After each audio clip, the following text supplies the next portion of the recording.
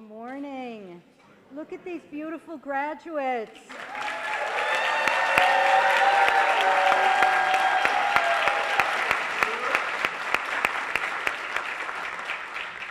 Wow, seeing all of you in your regalia at this moment just gives me chills.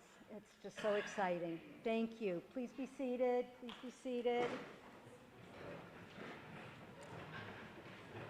Good morning, graduates, faculty, staff, family, and friends. Welcome to the 2026 commencement of Antioch University's PhD in Leadership and Change. This is our 26th commencement.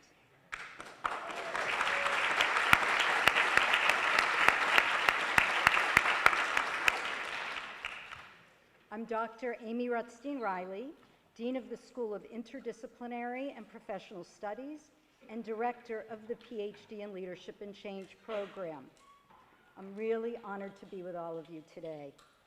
Today is a momentous occasion, one filled with immense pride, as we recognize and celebrate the hard work, dedication, and determination that have brought each of the graduates to this important life milestone. Whether you are here with us in the auditorium today or tuning into our live stream from afar, we are so glad that you are with us to celebrate the remarkable achievements of our class of 2026. But before we get too far into the program, I would like to recognize and thank our extraordinary faculty whose commitment to exceptional teaching, mentorship, collaboration, and deep care have guided our students through their academic journeys.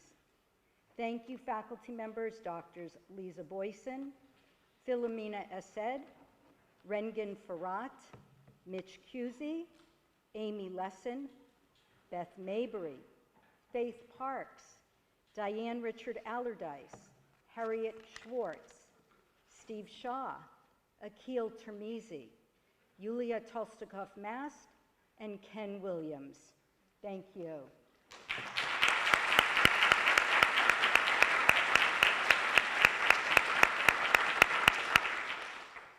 I would also like to recognize the PhD in Leadership and Change's amazing staff team, whose dedication and support makes all of the magic truly happen. So thank you to Ann Byers, to Dr. Elaine Gale, and I think we got a newly minted doc on the staff team, Dr. Monique Skinner.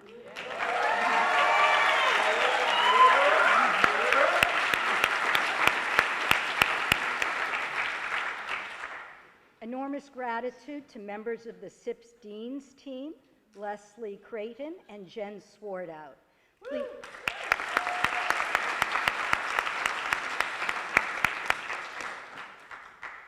Please accept my heartfelt appreciation for the essential guidance and expertise you bring to our entire school and community. I also wish to extend my sincere thanks to Antioch University's senior leadership for their support of this program for over more than 25 years, along with sincere thanks to our partners, the Coalition for the Common Good, and especially Otterbein University for their generous partnership and support, particularly throughout this week's residency and today's commencement. We are truly grateful. This week, we kicked off year 26 of our program, and we welcomed our newest community members, cohort 26, along with our new PhD degree completion pathway students. It has been a truly inspiring week of relational teaching, learning, growth, and opportunity for PhDLC.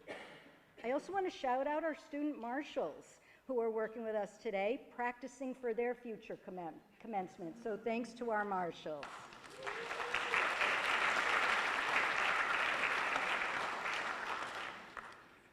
You know, I really wish to thank all of our students because this is a hard time to be in school. It is a hard time to be a PhD student in this moment in our culture. So I really, truly wish to thank you all for your dedication, for your overarching commitment, and for remaining engaged with the important, urgent work that you are all pursuing. Your overarching commitment to good trouble, to creating social change in your communities, fuels my hope for how together we may navigate through today. This week, we also got time to celebrate, a lot of celebrations, but one in particular is the retirement of our dear colleague and friend, Professor Mitch Cusey, who has been with the PhD LC program for over 20 years. He has been an amazing colleague, mentor, faculty member, and friend who we honor today. And of course, because he has a very unique schedule today, he'll have to leave us a few minutes early. I suggested he dance off the stage, but he declined that kind of exit. So, Mitch, thank you.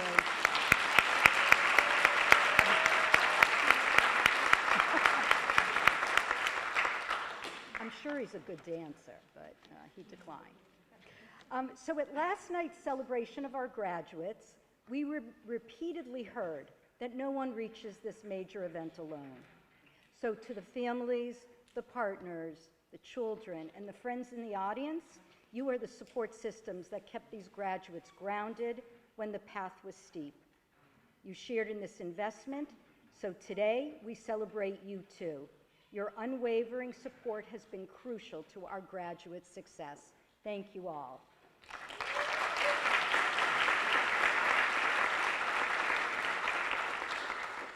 Now, most importantly, we're going to turn our attention to you graduates, 31 strong, now joining over 400 PhD LC alumni. That's a pretty impressive number.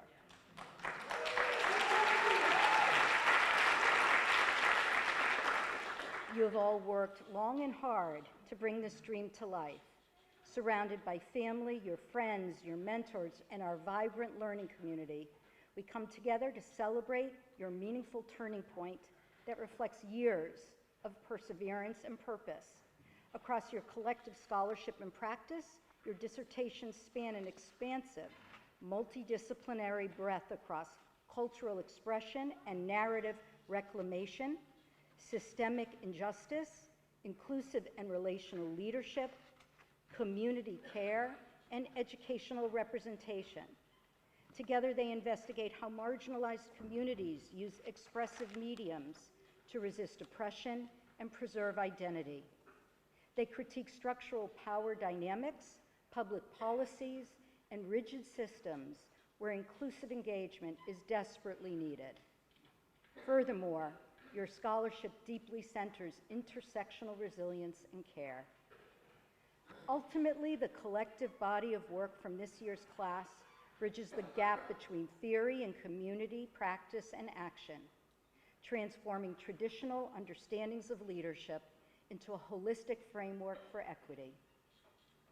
While your professional areas of practice may differ, your work shares a common through line, and that is a fierce commitment to advancing the common good. And we cannot speak about your academic achievements without acknowledging the weight of the world in which they are earned. In a season marked by profound collective strain, simply maintaining your focus has been an act of courage. Yet you have done so much more than just persevere. You have anchored yourselves in the vital, urgent work of our time. By showing up for your communities and for each other, you are actively drafting the blueprints for hope, healing, and possibility. Your scholarship is not just an academic exercise, it is a living demonstration of compassionate, transformative leadership that breathes life into our entire community.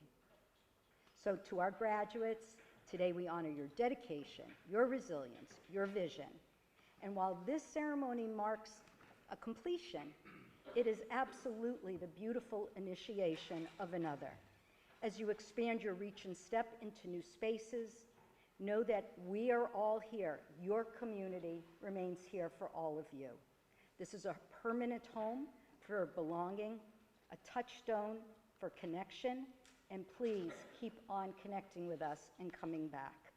Your voice, engagement, and scholarship has enriched us, and we look forward to watching your continuing journeys unfold. Congratulations to each of you.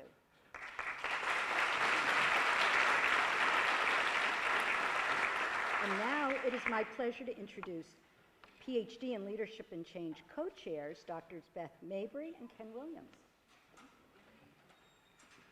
Good morning.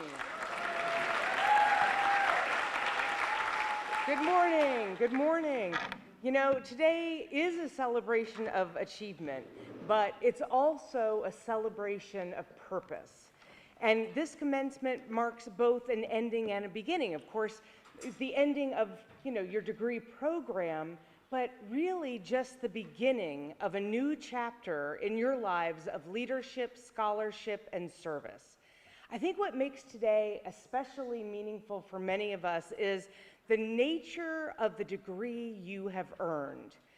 Leading change in the tradition of Antioch's mission of social justice is not simply about understanding the world as it is, but actually imagining the world as it could be, and then doing the hard and often uncomfortable work of helping to create it.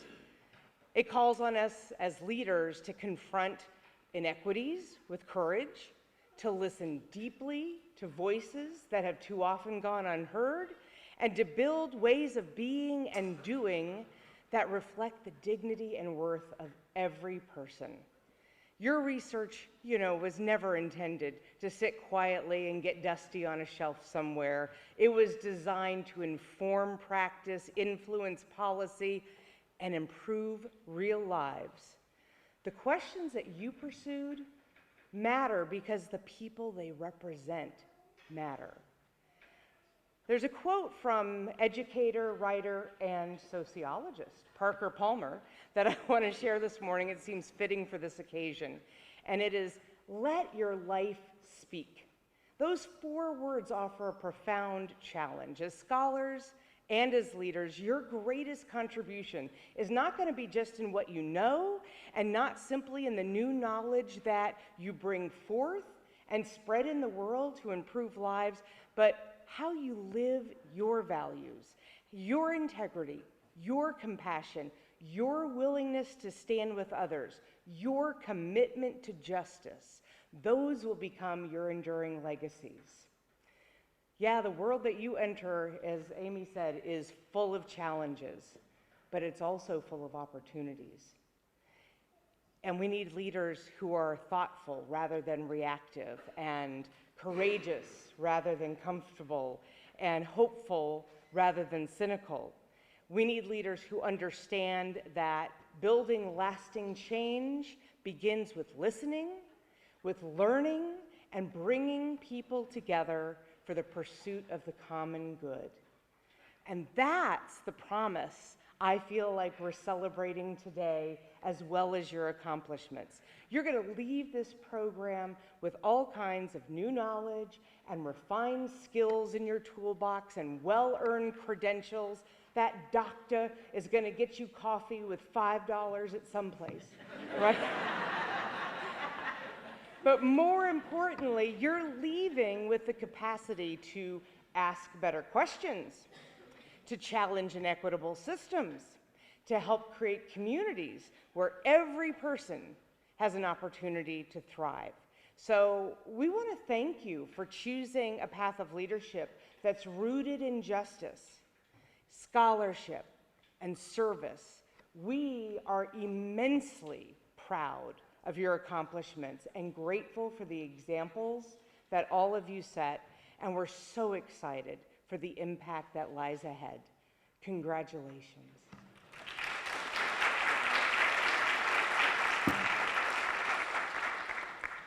Good morning. Good morning. Good morning. Sounds healthier. To our graduates, your families and friends, our distinguished faculty and staff, alumni, and current students, as well as honored guests, we say welcome and good morning. Today is a celebration. It is a celebration of perseverance, intellectual curiosity, sacrifice, and extraordinary achievement. Every late night, every difficult conversation, every revision, every revision. I can say that a few times. And every breakthrough has led us to this moment. But today is more than a celebration. Today is a commissioning. Today we send you into a world that needs not only what you know, but amplifying what Beth said, what you choose to become. Archbishop Desmond Tutu once said, a person is a person through other persons. Those words remind us that none of us succeeds alone. Our humanity is bound to one another. Knowledge finds its highest purpose only when it serves others. We are living in a time of extraordinary change, complexity, and uncertainty. Every generation inherits difficult moments. This one is yours. This one belongs to you. I hope you welcome it. I know it's difficult. The question the world is asking today is no longer, what do you know? The question is, who will lead? And perhaps an even deeper question, how will you honor the truth that your life forever is bound up in the lives of others? Your doctorate recognizes your expertise. Tomorrow, your leadership will reveal what you choose to do with it. Our world does not suffer from a shortage of knowledge, not at all. What remains scarce is the courage to act with integrity, humility, wisdom, and purpose. The world changes when experts become courageous, when they become willing to dissent, willing to not protect the status quo, when scholars become advocates, when professionals become servants, when leaders have the humility to become the kind of persons that their communities wants them to become in pursuit of purpose greater than themselves. Leadership becomes the moment someone refuses to believe that what must is what ought to be. Throughout your doctoral journey, you ask difficult questions. You challenge your assumptions. You challenge professors. Continue to challenge the people out there you will come in contact with, as you challenge us, and even more. Beginning today, however, your communities will continue to say, now what? Howard Thurman offered wisdom that feels especially relevant today. Don't ask what the world needs. Ask what makes you come alive. And go do it. Become what the world needs. Your scholarship has prepared your mind. We know what you need to do from here. May your lives become the answer. Go where your scholarship leads. Go where your coverage is required. Go where your leadership can transform learners, organizations, and communities. Fill the space between what is and what should be. And never forget Desmond Tutu's reminder. A person is a person through other persons. Your greatest legacy will not be the degree you receive today. I would like to end with one more thing. Years from now, when people who never knew you have heard about you, what will they say? What will they be thinking about what you have left behind? Leadership and followership are bound up. There are times when you are going to be the leader and you're going to have to step away and say, I will follow those who are following the purpose that is necessary. I always say, for me, leadership is really a multi-directional influence relationship which is intertwined between leaders and followers, which means that there are times leaders must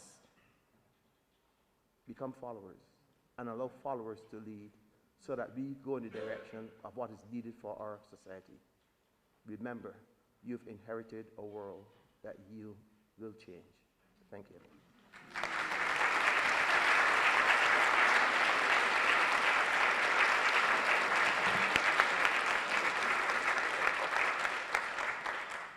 Wow. Thank you both, Ben and Ken. And now I would like to invite Professor of Leadership and Psychology, Dr. Faith Parks, to the podium to bring greetings from our faculty.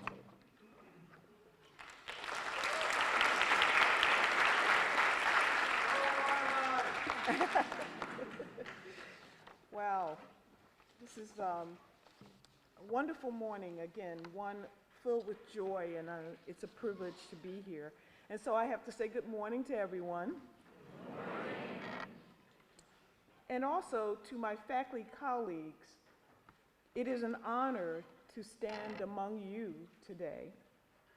And I want to acknowledge the dedication you've poured into shaping the scholars that we're celebrating. To graduates' families and friends joining us both in person and through our live broadcast, thank you for being part of this moment. And to everyone tuning in from afar, especially my family and friends, we're glad you could join us for the celebration. Now to our graduates. Today marks the culmination of years of rigorous study, deep reflection, and personal transformation as you've pursued your PhD in Leadership and Change. It is my privilege to speak with you this morning. I want to take you back to a quiet evening in my living room. I had just come home after being told no. You guys know I'm a storyteller, so here we go. I had completed the American Psychological Association's HIV Office for Psychology Education Train the Trainer program, a serious commitment, and had agreed to train HIV health providers in rural Georgia. I knew the need was real. Behavioral health providers were scarce.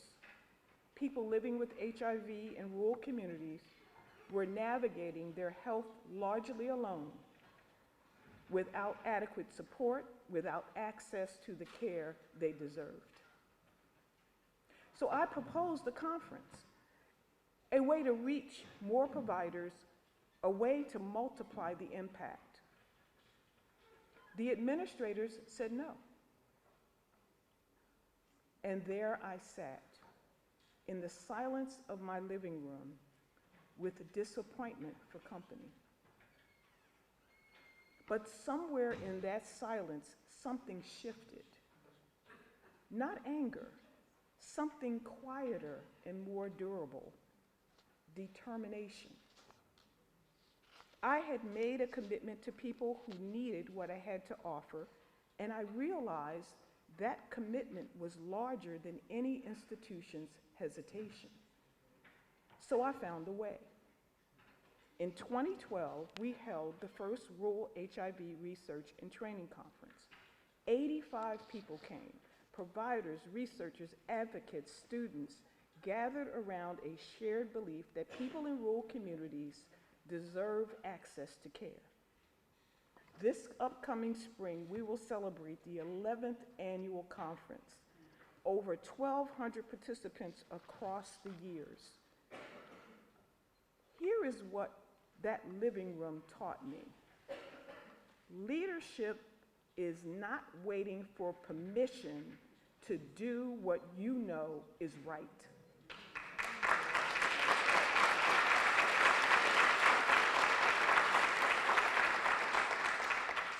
It is honoring your commitments, especially when the door is closed, especially when the people counting on you have no other advocate in the room.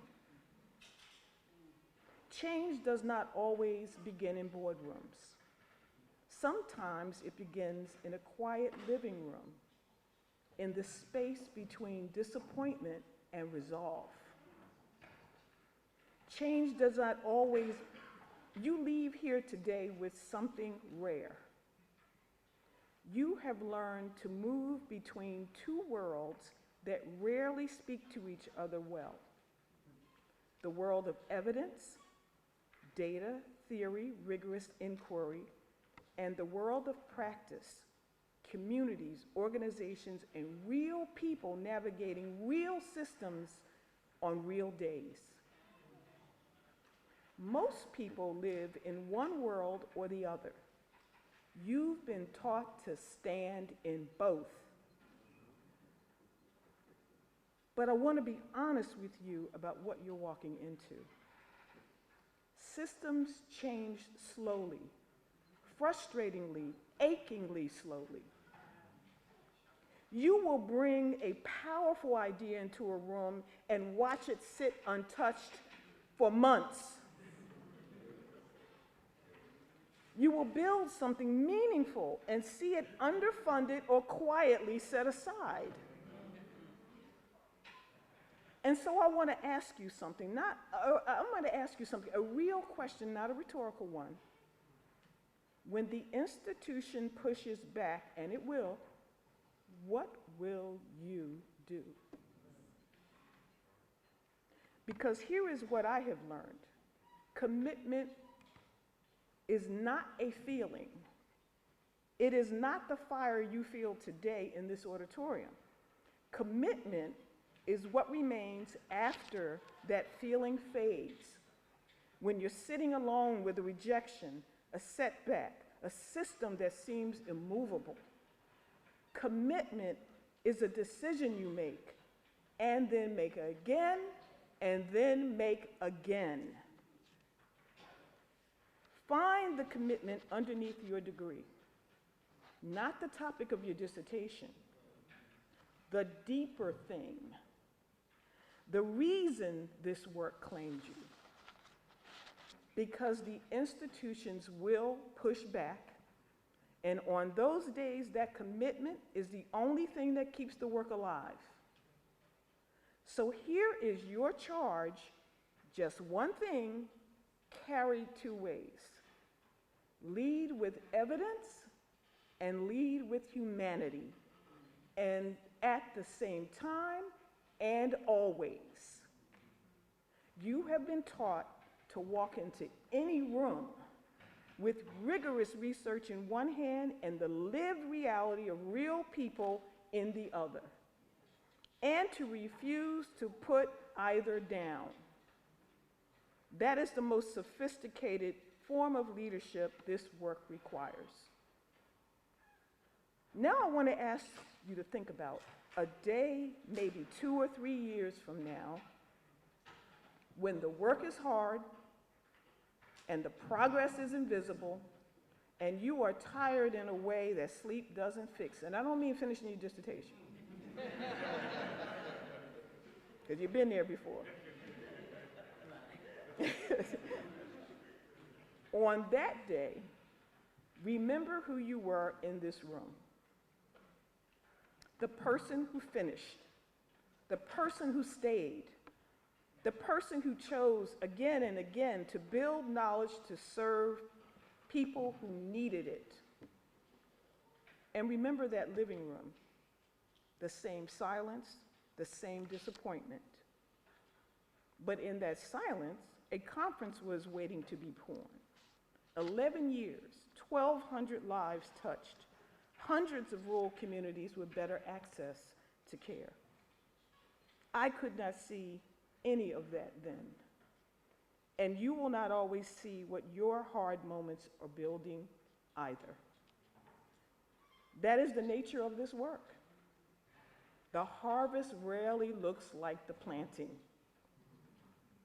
Every closed door has a living room behind it, a quiet place where the next decision gets made, where commitment either holds or doesn't.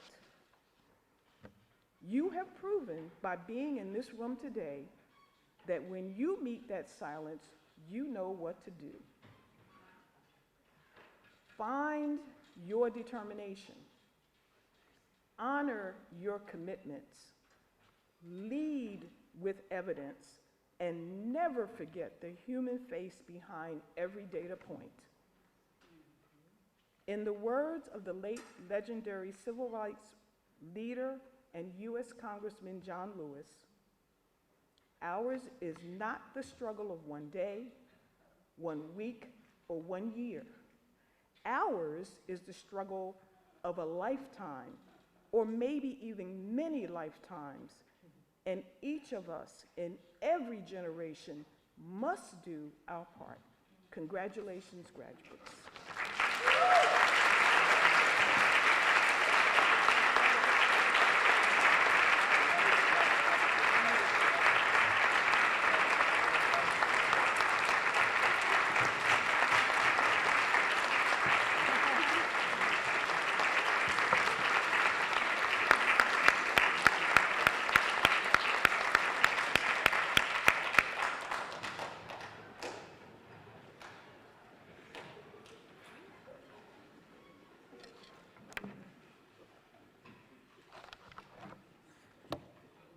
Wow. Thank you, Dr. Parks. Well, now we have some wonderful graduation speakers to share with everyone. So I would first like to invite Dr. Christina Cheng to the podium to share her reflections.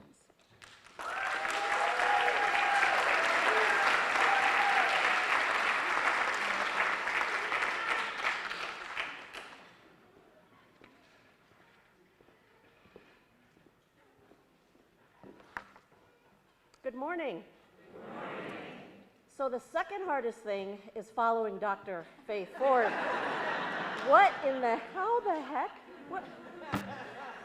Here we go. Antioch leadership, faculty, staff, family, loved ones here and virtually. I see you, Ani. I see you, Eleanor. I see you, Mina. And most importantly, the 2026 Antioch graduates. Thank you for the privilege of representing you today. We did it. We did it.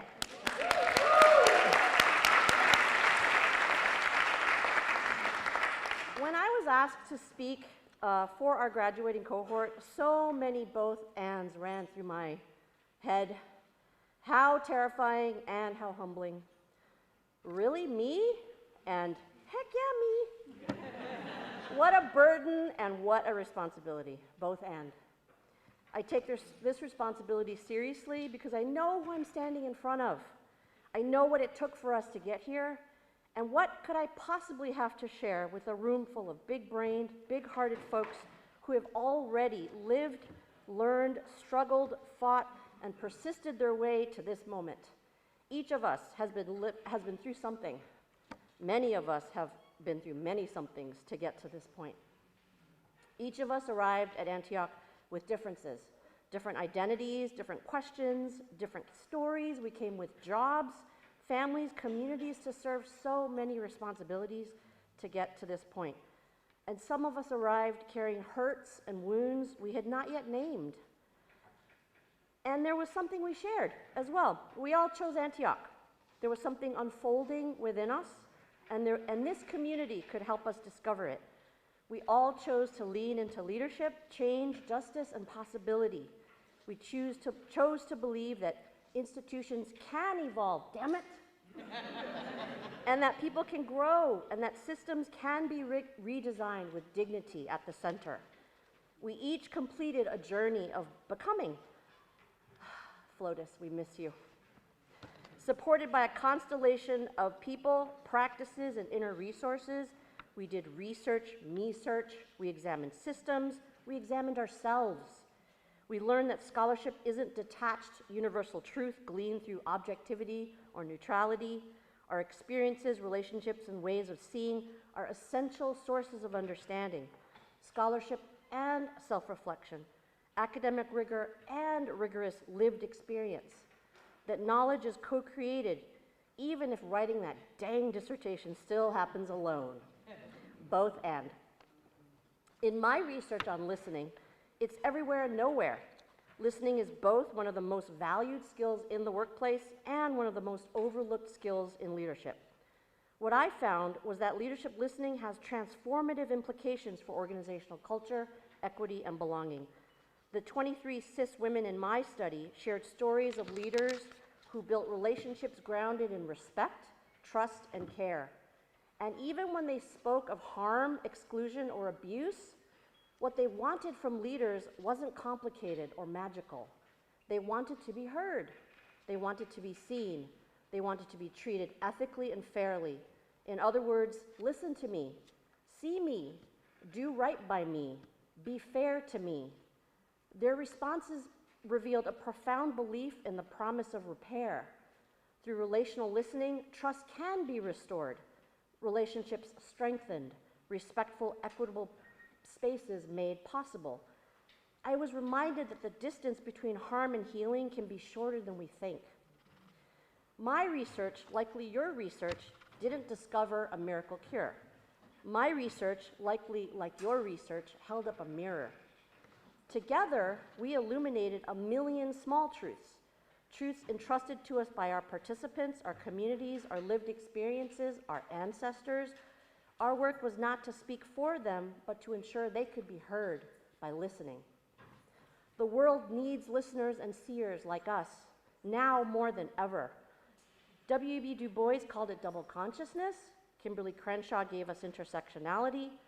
Standpoint theorists call it epistemic advantage. Those on the margins, like us, can see things those at the center cannot. This perspective is a gift, this binocularity. It's a source of insight, of wisdom, of creativity, and of hope. And none of us learn to see on our own. We learn through dialogue, through challenge, through encouragement. People believed in us, invested in us, walked with us. No one grows alone. No one got here alone.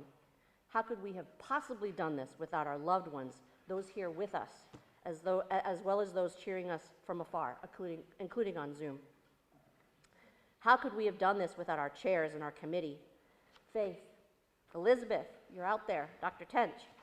How could we have done this without our faculty and beloved coaches, Elaine and Steve? And how could we have done this without our cohort? Cohort 20, you're part of my DNA. Can we give some love to those who carried, challenged, encouraged us, listened, and believed in us? This belongs to you too.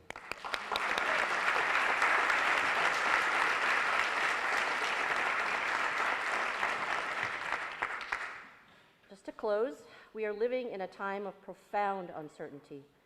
We acknowledge the country's semi-quincentennial on shaky, fractured ground. I don't want to end on a bleak note, but let's be real, it is bleak out there. And the world needs listeners. The world needs seers. The world needs both and thinkers, and Antioch has prepared us. Not because we have the answers, but because we've learned how to ask better questions, because we've learned how to listen, because we can see what others miss.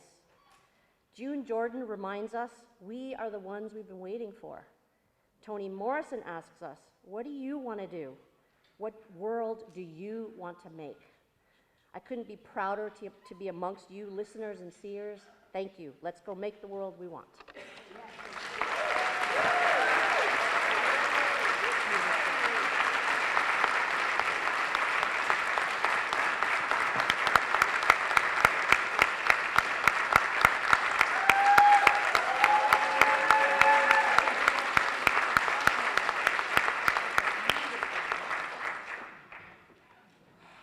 Getting emotional up here. I don't know.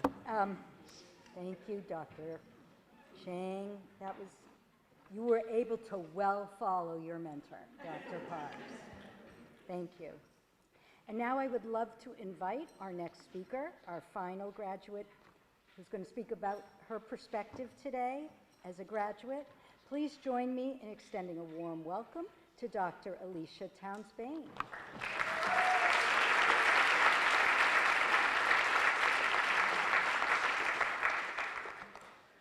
Shemai, Waka, Yagalidu. I greet you in all 3 languages of the Bristol Bay region of Alaska, where my family's from. Saluk Togut. In Alutiiq, that means we are happy. We are all happy.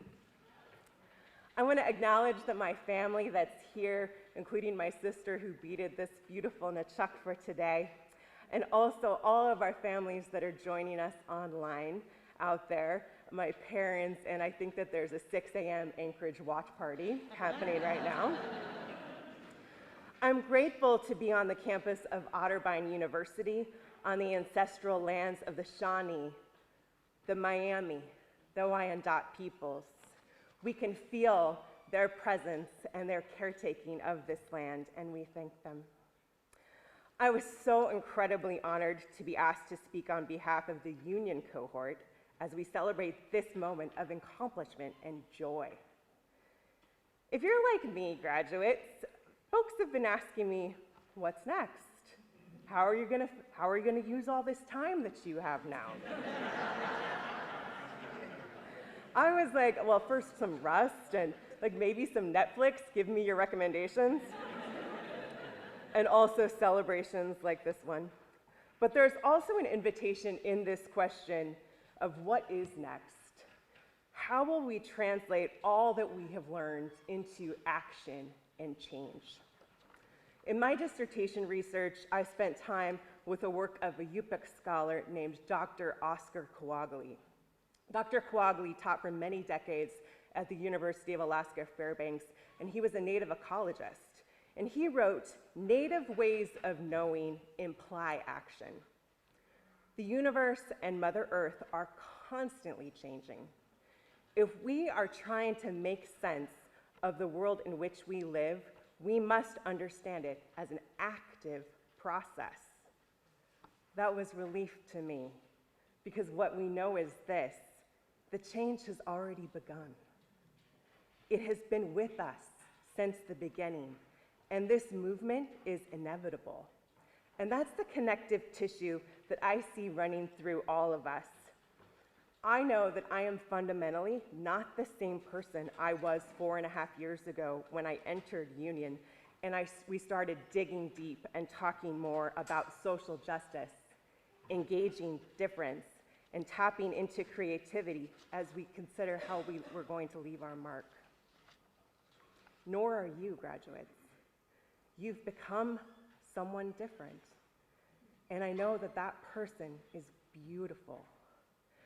If you need convincing, just look at all that has been written and accomplished. I took a look at the dissertations published on Aura. Shout out to our librarian, Steve Shaw.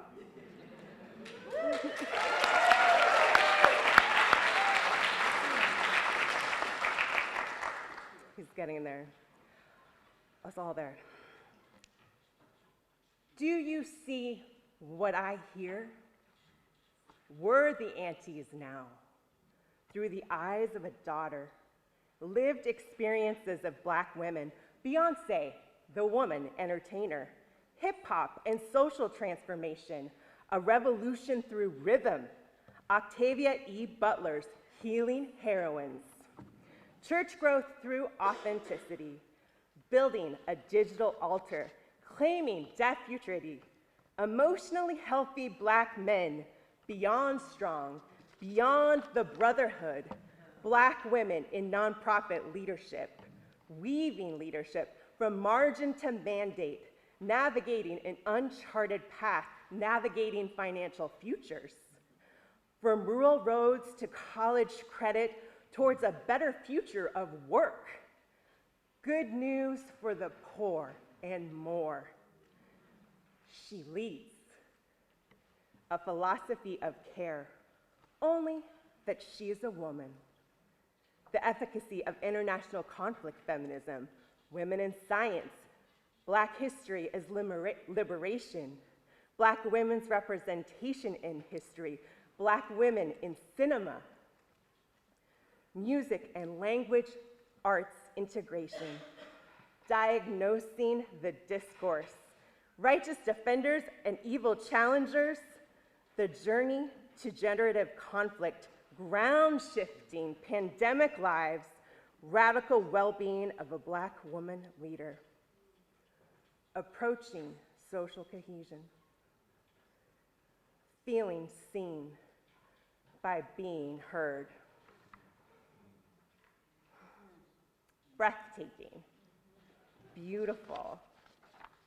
Each of those works so needed in our world today. You have given the gift of yourselves. The change has occurred. And now comes the second half, taking these brave ideas and moving them even further into action. I have no doubt that you all have already begun. I look out at each of you, our graduates, my fellow peers, and the friends and family that brought us here. And I see the grit and the determination it took to complete this long journey. And you have done it. You are here. We have arrived. And as hard as we worked, we know that no great journey is accomplished on our own. Surrounding us through these years have been our faculty, our friends, and the family who understood the sacrifice. They supported us with many cups of coffee, meals, encouraging words, text messages, and love. It takes a huge amount of effort to put someone through a doctoral program.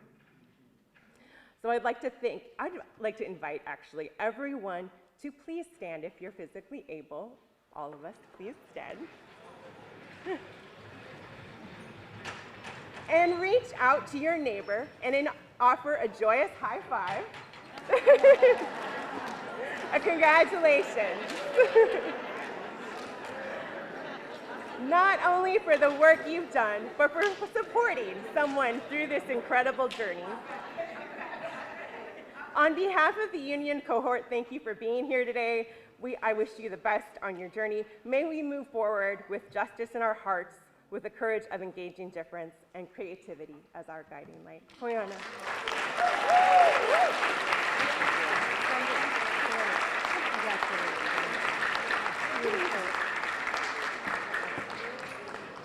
I think I took someone's speech. Okay.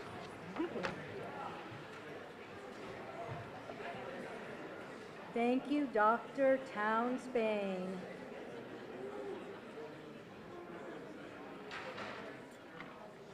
So, is anybody interested in getting a degree? Yes. Just checking. Okay. So, we have reached that part of the commencement ceremony dedicated to the conferral of degrees. So, we will announce the names of all graduates, including those who are not physically present today, knowing that they may be joining their loved ones in viewing the ceremony online. So I'm going to first ask Drs. Rengen Farad and Dr. Amy Lesson to come to the podium.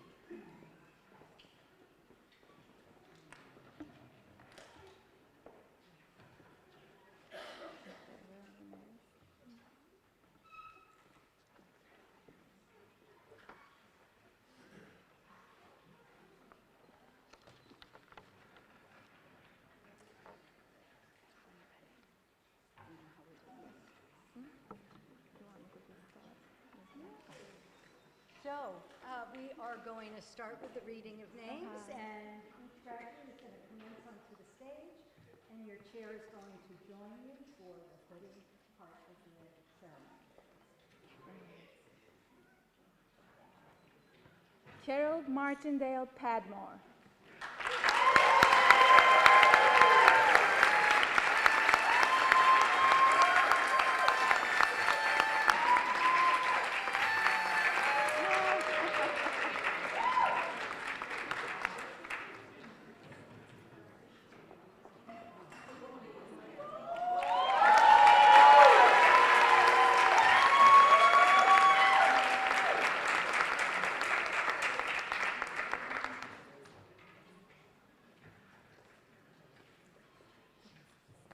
Charlene Frank.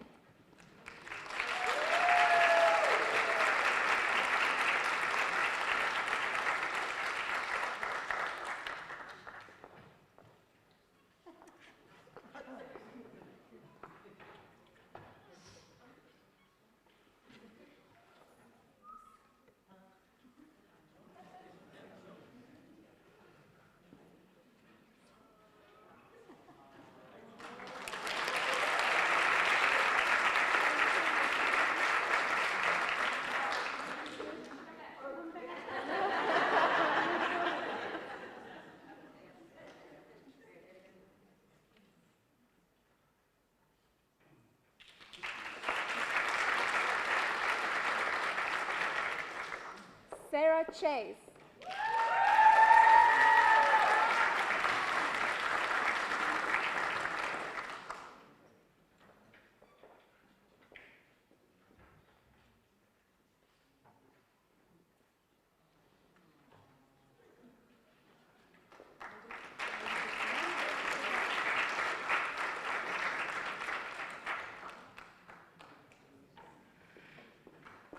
Surbi Lal.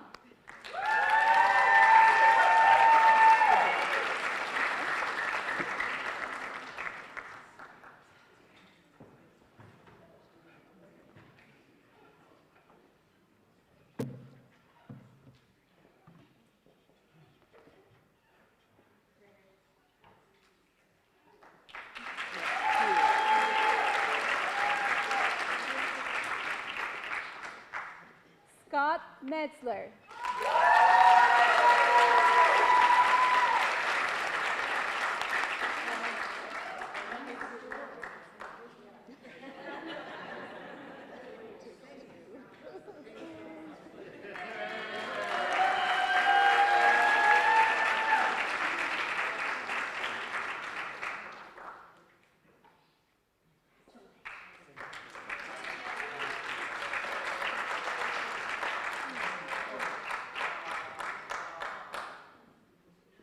Kay Bullock.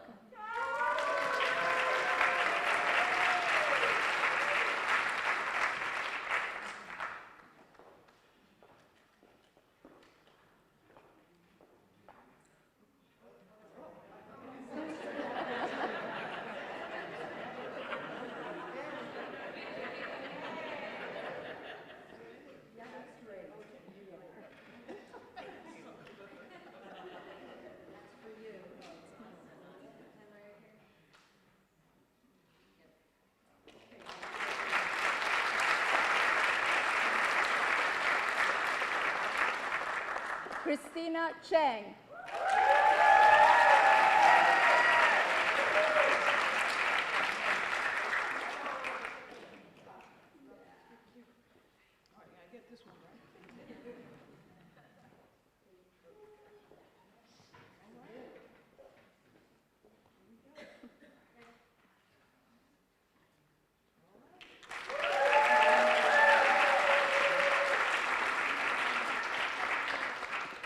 Rosalind Rayford.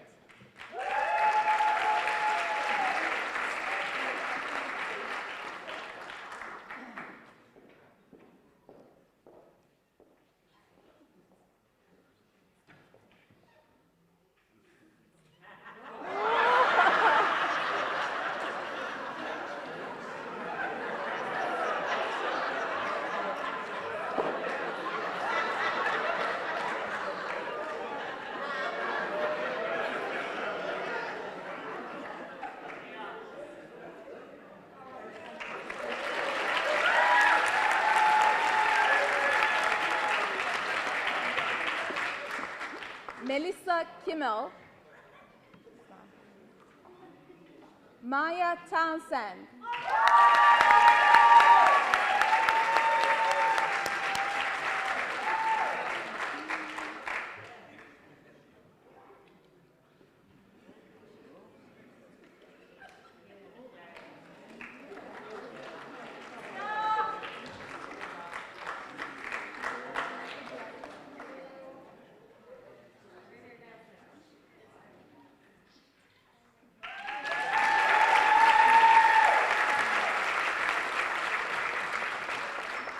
Michael James.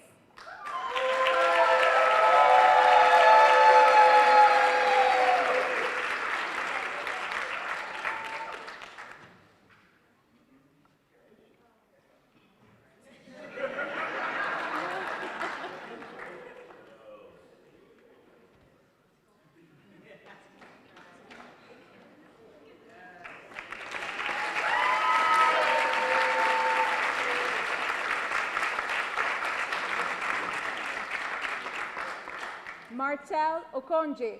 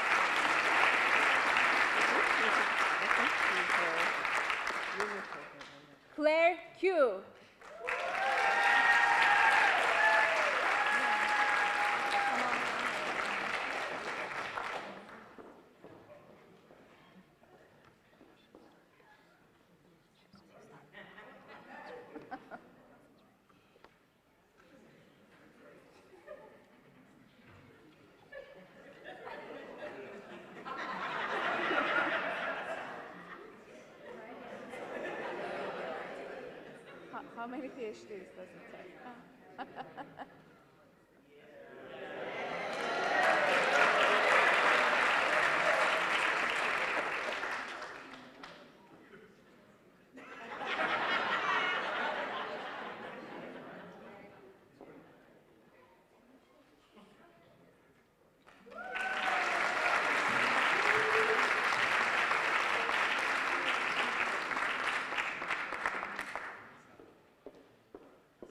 Alicia Towns Bain.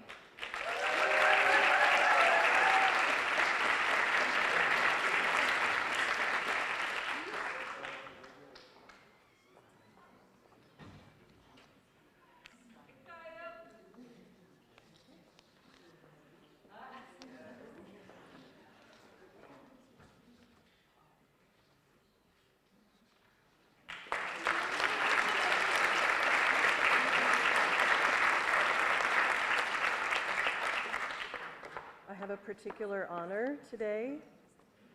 We are honored to present this posthumous PhD in Leadership and Change to the Union Cohort member Daniel Anderson, a beloved Union Cohort member of Antioch's PhDLC program, and we invite Daniel's mother, Ms. Camille Hamid, and his best friend Dan to the stage to receive his diploma.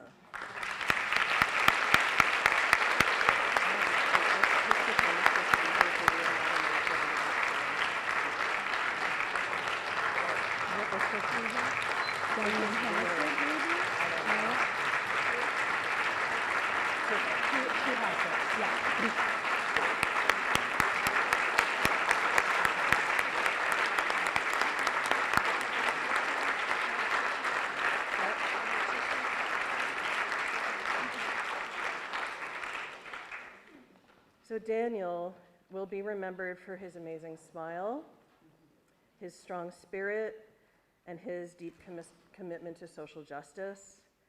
At the time of his passing in September 2025, he was a tenured faculty and chair of the history department at Cincinnati State while working on completing his dissertation here at Antioch, titled Pandemic Lives, Racial Masking, and Social Distancing in Charlottesville's Virginia Society from 1792 to 1892, Contested Identity, Interracial Marriage, and the Quasi-Legal Status of Not Negro. His scholarship interrogated the complexities and nuances of interracial identities and legal statuses in US history.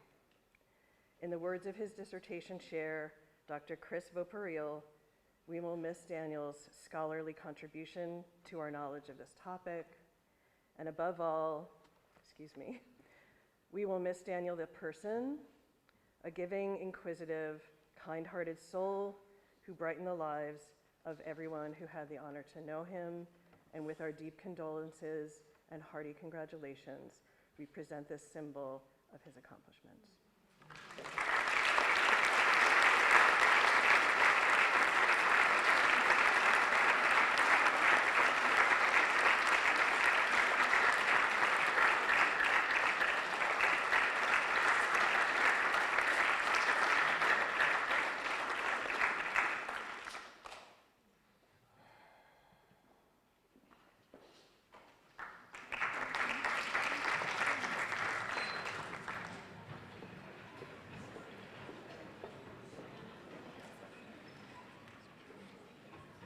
We can all take a deep breath.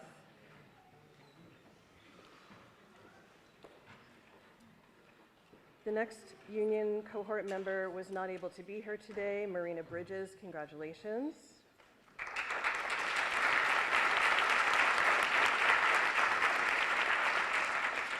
And we call Lisa Brooken.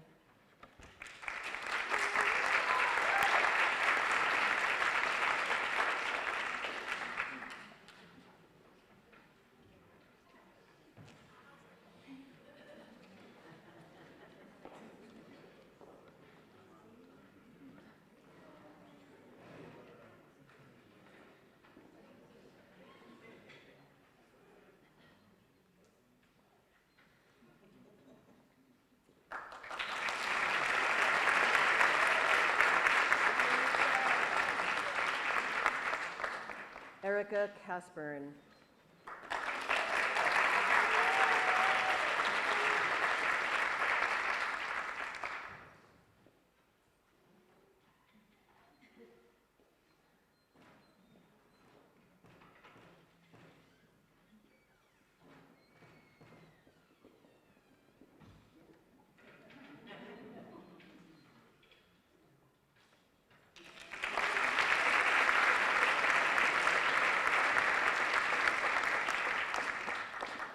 Freddie Clark.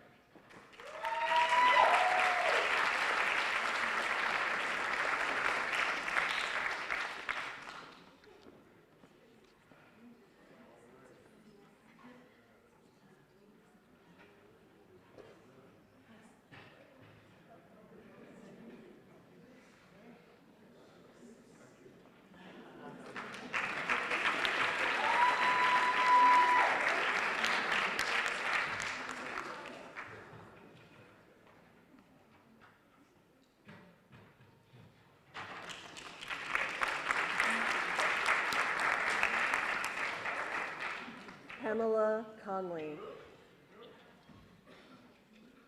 who is not able to be here today.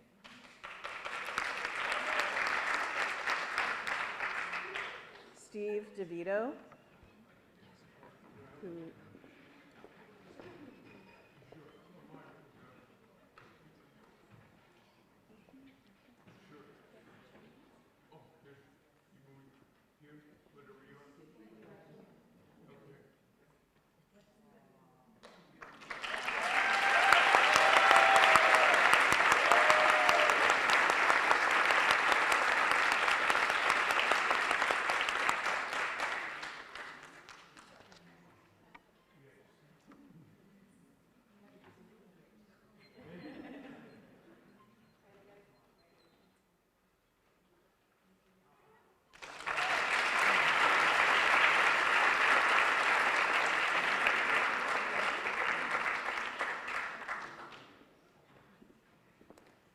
Ife Gaskin Leonard.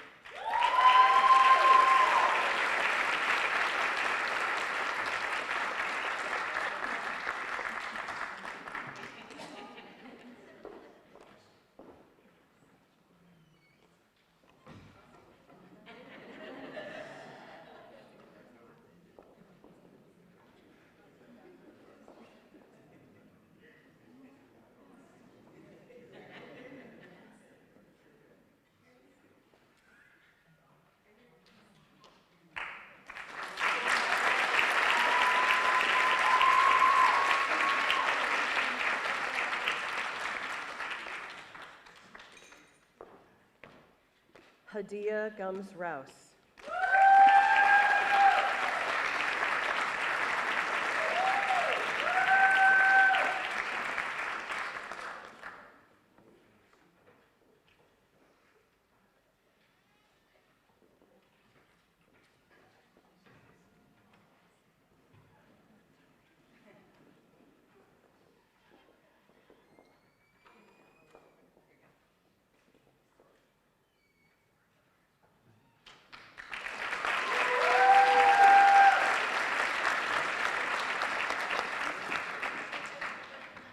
Jamie Kaulasar.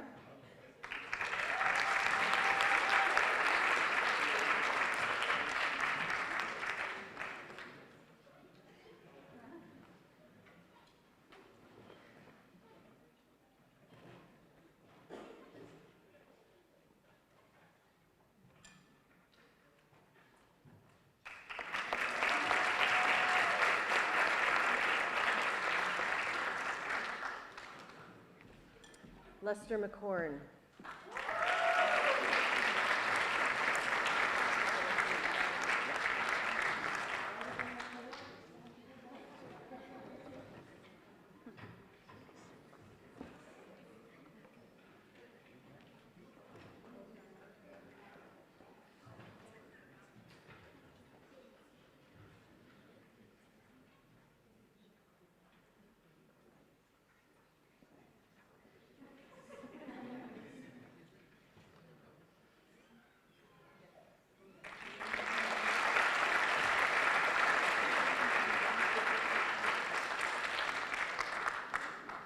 Diane McDaniel.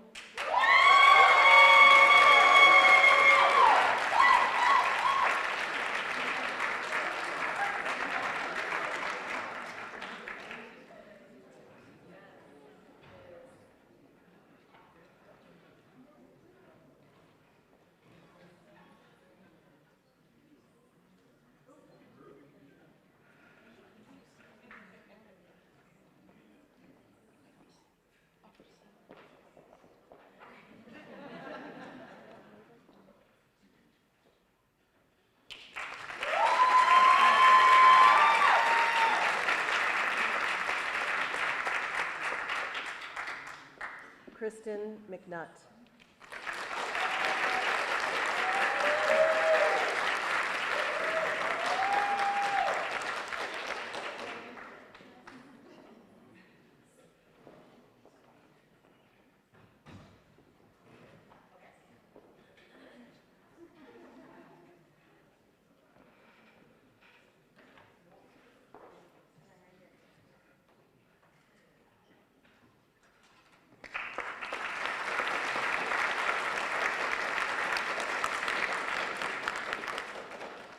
Maximilian Norwood.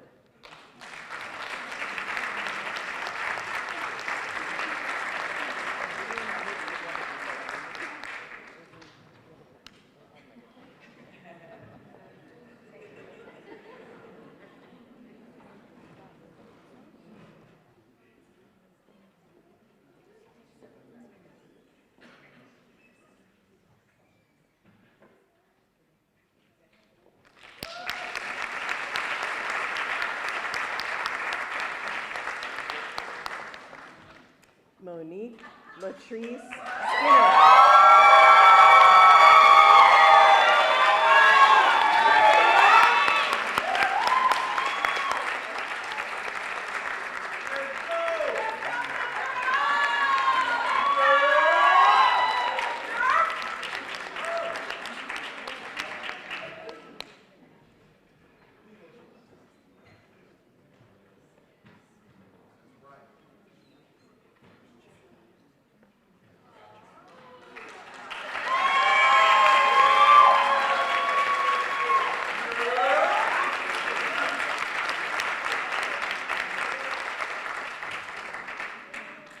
Devin West was not able to be with us today.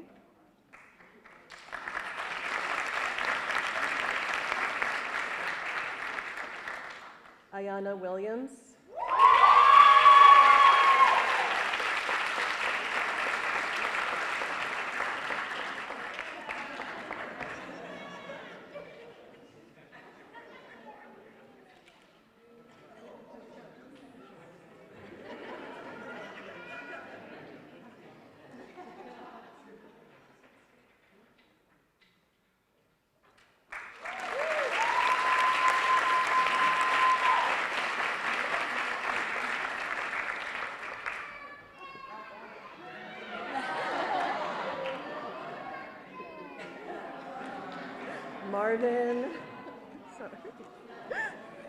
Marvin Williams.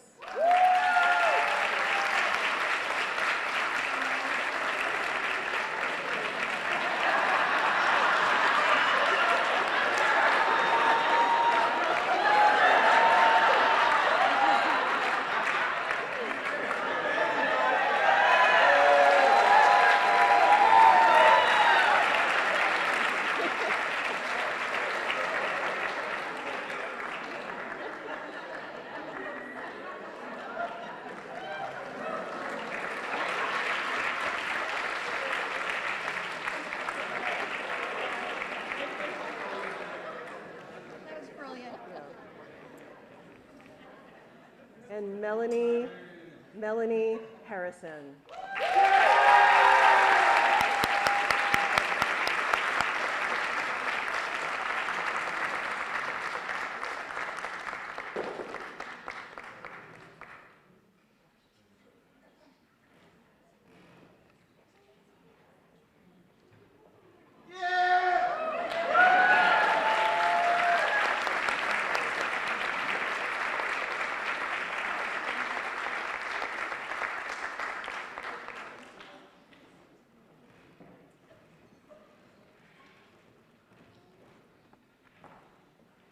congratulations, graduates.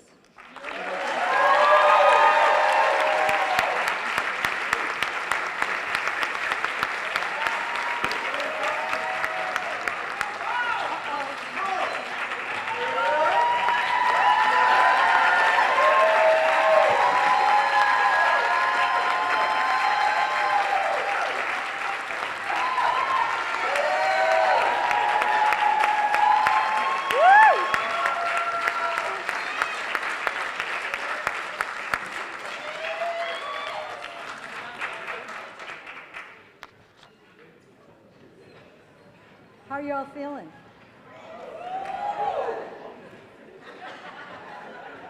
All right, we have a little bit more to go. This part's important. So, by the authority vested in me by the Board of Trustees and Antioch University, I have the distinct honor of officially conferring degrees upon our graduates. I confer upon you the degree of Doctor of Philosophy in Leadership and Change, recognizing your exceptional scholarly contributions, dedication, and transformative leadership. With this degree comes not only academic recognition, but also the responsibility to lead, innovate, and make a meaningful impact in your communities and fields of expertise. So at this time, I'm asking the graduate class to please rise.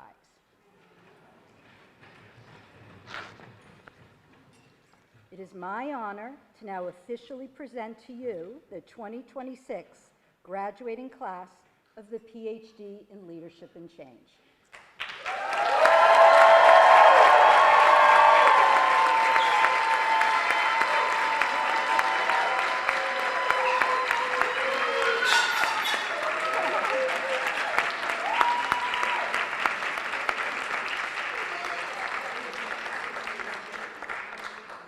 Before we proceed, I would like to share with you a brief and timeless charge, one that has been a part of every commencement ceremony at Antioch University. These words come from Horace Mann's 1859 commencement at Antioch College.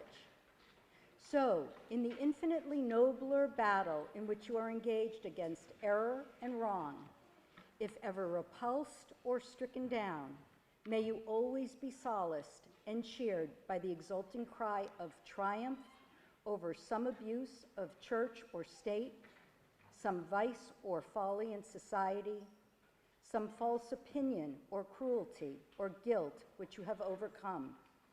And I beseech you to treasure up in your hearts these my parting words. Be ashamed to die until you have won some victory for humanity. With these words in mind, I now invite everybody to celebrate the graduates. We have a light reception outside, and so we will first exit the platform party, followed by our graduates, and we will continue to celebrate. Congratulations, class of 2026.